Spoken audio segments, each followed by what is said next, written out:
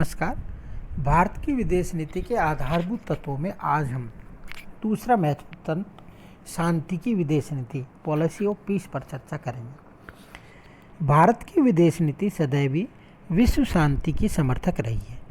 भारत ने प्रारंभ से ही यह महसूस किया कि युद्ध और संघर्ष नवोदित भारत के आर्थिक और राजनीतिक विकास को अवरुद्ध करने वाला है।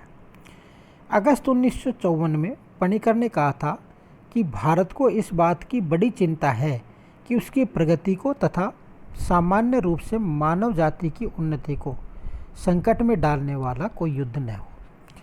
1956 में स्वेज नहर के संकट के कारण भारत की आर्थिक योजनाएं अत्यधिक प्रभावित हुई। 1967 के अरब इजराइल युद्ध के कारण भारतीय अर्थव्यवस्था बुरी तरह लड़खड़ाने लगी।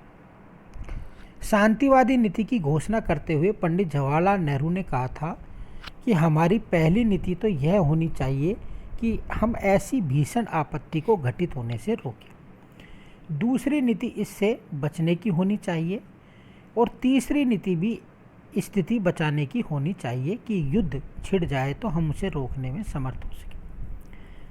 अतः अंतर्राष्ट्रीय विवादों के निपटाने के लिए भारत शांति में साधनों, द्विपक्षीय या त्रिपक्षीय वार्ताओं व समझौतों, मध्यस्थता, पंच निर्णय या विवाचन आदि पर बल देता है। उदाहरणतः स्वतंत्रता प्राप्ति के समय से ही नदियों के पानी पर चल रहे भारत पाक विवाद के कारण जो दोनों देशों में तनाव था, उसे 1960 में सिंधु जल संधि द्वारा हल किया गया।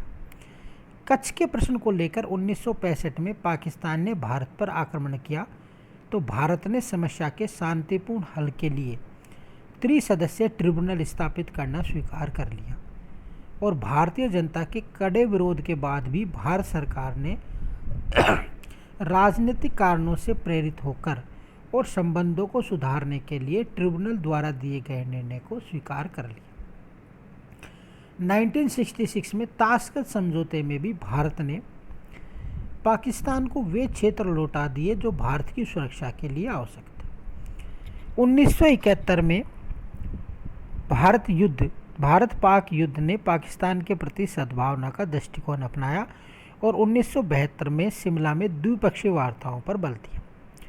अप्रैल 1974 के त्रिपक्षीय समझौते द्वारा युद्ध बंदियों को लौटा दिया गया और उन 145 युद्ध बंदियों को भी लौटा दिया गया जिन पर बांग्लादेश में अमानुषिक हत्याओं के मुकदमे चलाना चाहता था। यह शांतिपूर्ण सहजीवन की नीति का ही प्रतीक है कि भारत ने राष्ट्रीय हितों के बलिदान पर भी सितंबर 1977 में फरक्का समझौते द्वारा पानी की कमी वाले दिनों में बांग्लादेश को गंगा का अधिक पानी देना स्वीकार कर लिया।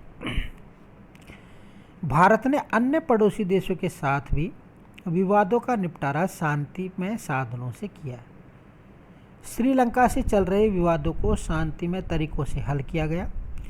श्रीलंका में रहने वाले भारतीयों के संबंध में 1954, 1964 और 1974 में समझौते हुए। 1987 के राजीव जयवर्धने समझौते के अंतर्गत भारतीय शांति सेना को भारत ने श्रीलंका में भेजा। बांग्लादेश के साथ भी सीमा संबंधी मतभेदों का पारस्परिक समझौतों द्वारा हल किया गया। गंगा के पानी के बंटवारे के लिए भारत और बांग्लादेश में 29 सितंबर 1977 को फरोका समझौता हुआ। दिसंबर 1996 में गंगा के पानी के बंटवारे के बारे में बांग्लादेश के साथ एक ऐतिहासिक संधि पर हस्ताक्षर करते हुए भारत में दोनों देशों के बीच 2 दशकों से चल रहे विवाद का समाधान कर दिया गया। भारत चीन के साथ भी विवादों को पारस्परिक वार्ताओं से निपटाना चाहता है। नवंबर 1996 में चीन के राष्ट्रपति जियांग जेमिन की भारत यात्रा के दौरान दोनों देशों ने सीमा पर तनाव कम करने की दिशा में एक ऐतिहासिक कदम उठाते हुए एक दूसरे पर हमला नहीं करने या वास्तविक नियंत्रण रेखा का अतिक्रमण नहीं करने तथा सीमाओं पर फौजों तथा हथियारों की संख्या कम करने का संकल्प किया। लेकिन वर्तमान में चीन और भारत संबंधों में तनाव देखा जा रहा है। वास्तविक नियंत्रण रेखाओं पर सीमाओं का जमावड़ा हो रहा है और स्थिति काफ़ी तनावपूर्ण बनी हुई है। भारत शुरू से ही विश्व शांति के लिए निशस्त्रीकरण को परम आवश्यक मानता है। यही कारण है कि जब 1963 में आणविक परीक्षण प्रतिबंध संधि हुई तो भारत वह पहला देश था जिसने अविलंब इस संधि पर हस्ताक्षर किए। परंतु भारत ने 1968 की परमाणु अप्रसार संधि पर इसलिए हस्ताक्षर नहीं किए कि महाशक्तियाँ इस प्रकार की संधि द्वारा विश्व में परमाणु शक्ति पर अपना एकाधिकार स्थापित करना चाहती है और छोटे और अल्प विकसित राष्ट्रों को अपनी दया पर निर्भर बनाना चाहती है। निसंदेह 1974 में भारत ने अणुशक्ति का परीक्षण कर लिया, परंतु भारत ने अणुशक्ति का परीक्षण शांति पे कार्यों के लिए ही किया। भारत ने 25 जनवरी 1996 को निशस्त्रीकरण सम्मेलन में CTBT के बारे में एक वक्तव्य दिया, जिसमें कहा गया कि व्यापक परीक्षण प्रतिबंध संधि को सार्थक बनाने के लिए जरूरी है कि इसे विश्वव्यापी निरस्त्रीकरण के संदर्भ के साथ जोड़ा जाए और एक समयबद्ध रूपरेखा के अंतर्गत सभी नाभिकीय हथियारों की समाप्ति के लिए संधिबद्ध किया जाए। व्यापक परीक्षण प्रतिबंध संधि में ऐसी किसी बात की गुंजाइश नहीं रह जानी चाहिए जिसकी आड़ में नाभिकीय हथियारों के निरंतर विकास एवं परिष्करण के उद्देश्य से विस्फोट अथवा गैर विस्फोटक गतिविधियां की जा सके। चूँकि CTBT परमाणु हथियारों को पूरी तरह समाप्त करने के लक्ष्य को पूरा नहीं करती, अतः भारत ने जिनेवा में अंतर्राष्ट्रीय निशस्त्रीकरण सम्मेलन 1996 में संधि को वीटो कर दिया। नेक्स्ट है मैत्री और सह अस्तित्व की नीति। भारत की विदेश नीति मैत्री और सह अस्तित्व पर जोर देती है।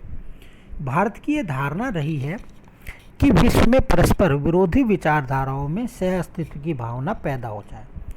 यदि सह अस्तित्व को स्वीकार नहीं किया जाता तो आणविक शस्त्रों से समूची दुनिया का ही विनाश हो जाएगा।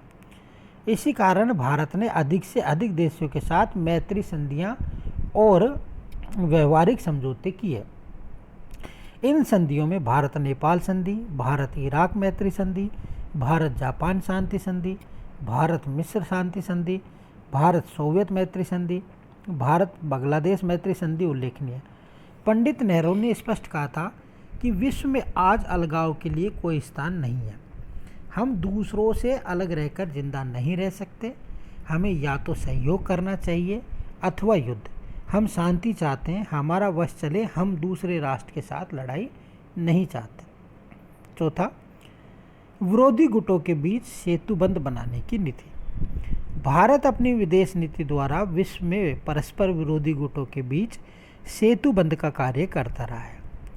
अपनी गुटनिरपेक्षता नीति के कारण भारत दोनों गुटों के बीच उनको मिलाने वाली कड़ी के रूप में कार्य कर सकने की एक विशिष्ट स्थिति में रहा है।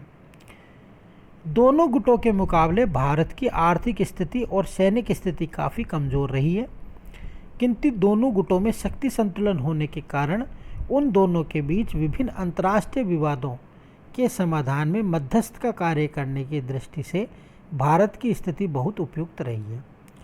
अपनी इस स्थिति के कारण अब तक उसने कोरिया, हिंद चीन, कांगो आदि समस्याओं के समाधान में महत्वपूर्ण योगदान दिया और दोनों गुटों को समीप लाकर विश्व शांति का आसन खतरा दूर किया। नेक्स्ट है साधनों की पवित्रता की नीति, पॉलिसी ऑफ पीसफुल मीन्स।